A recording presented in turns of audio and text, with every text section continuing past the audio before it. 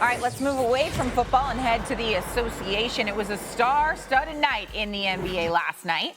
Steph Curry hosted Paul George and the Clippers. Trae Young took on Luka Doncic and the Mavs. And the Greek Freak took the court against a loaded Heat team.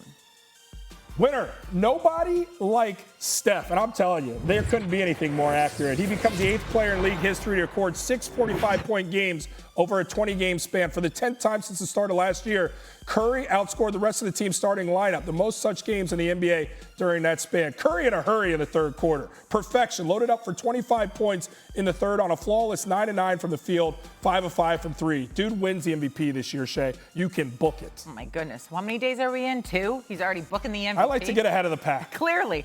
All right, loser can't take the Heat, quite literally, in Miami. The Heat blew out the Bucks, and I mean blew them out, 137-95. The Bucks' 42-point loss is the worst ever by a reigning champ in their first road game. The only other team to lose by 20 or more was actually the Heat at the Knicks in 2012. They lost by exactly 20 points.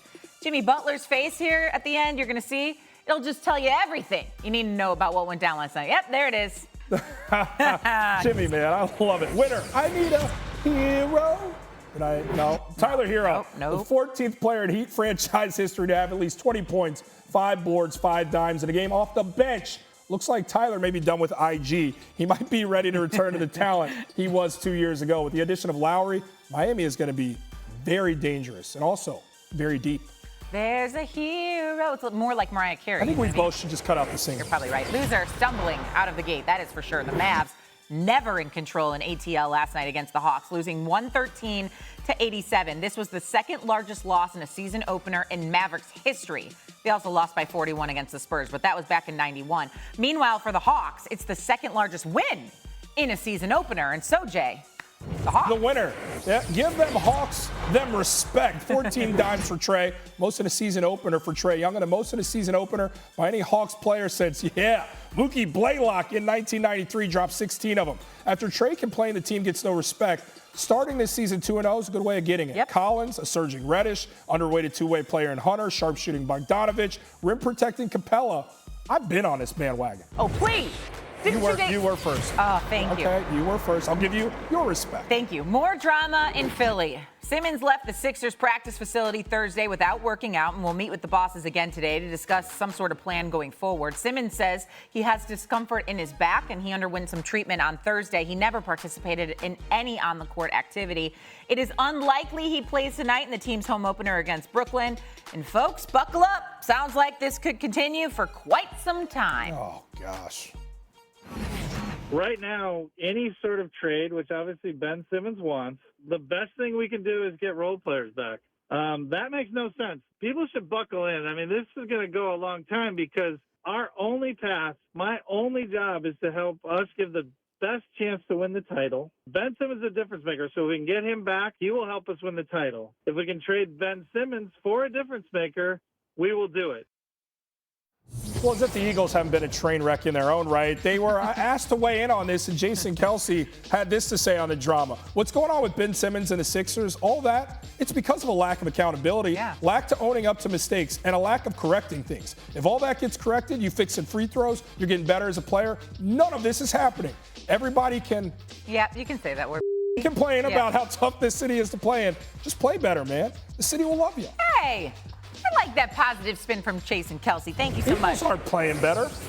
That's true, but they're trying, right? So the NBA revealed its 75 through 75 years, right, through the 2021-22 season. And part of that celebration includes unveiling the greatest 75 players in history, adding on to the greatest 50 in history, Jay. And so these were some names that were added to the list. Giannis Antetokounmpo, Kevin Durant, James Harden, Chris Paul, Kobe Bryant, Steph Curry, Kawhi Leonard, Dame Lillard, LeBron James, Melo Anthony, Anthony Davis, and Russell Westbrook. Whole lot of unhappy after the list came out. Andre Iguodala sticking up for Kyrie Irving, saying this. So y'all saying Kyrie Irving ain't top 75? I agree.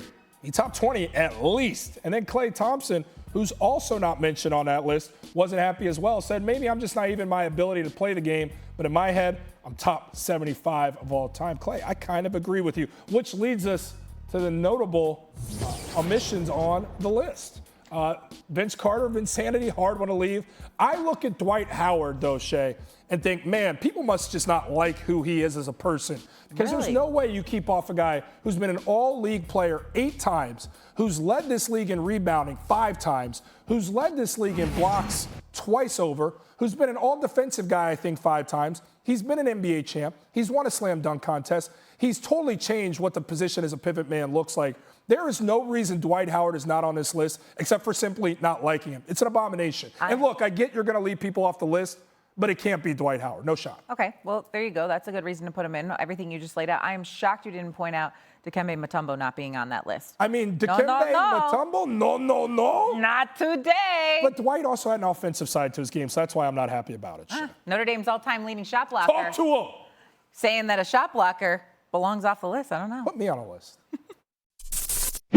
Thanks for watching ESPN on YouTube. For live streaming sports and premium content, subscribe to ESPN+.